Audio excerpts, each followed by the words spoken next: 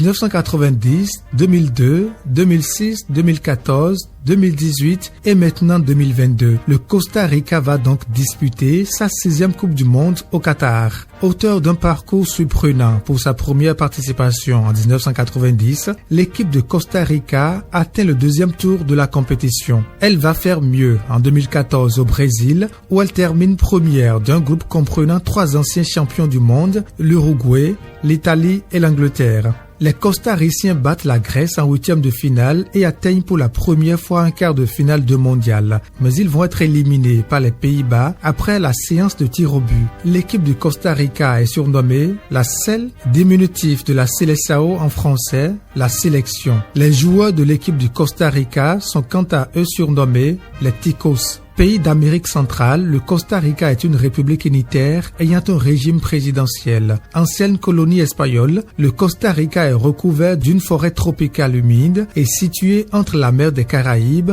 et l'océan Pacifique. Elle partage les frontières avec le Nicaragua et le Panama. Bien que sa capitale, San José, abrite des institutions culturelles comme le musée de l'or précolombien, le Costa Rica est connu pour ses plages, ses volcans et sa biodiversité. Environ un quart de sa superficie est constituée d'une jungle protégée, d'une flore et d'une faune extrêmement riche. Elle abrite des singes araignées et des quetzals. Aujourd'hui, le Costa Rica est considéré comme étant une destination écotouristique extrêmement populaire. Depuis le 1er décembre 1948, le Costa Rica est un pays neutre et est devenu la première nation du monde à avoir constitutionnellement supprimé son armée. La monnaie du Costa Rica est le colón. Son drapeau est constitué de 5 bandes horizontales, respectivement bleues, blanches, rouge, blanche et bleue. Pour se qualifier à ce mondial, les Ticos dirigés par l'entraîneur colombien Luis Fernando Suárez ont dû passer par les barrages.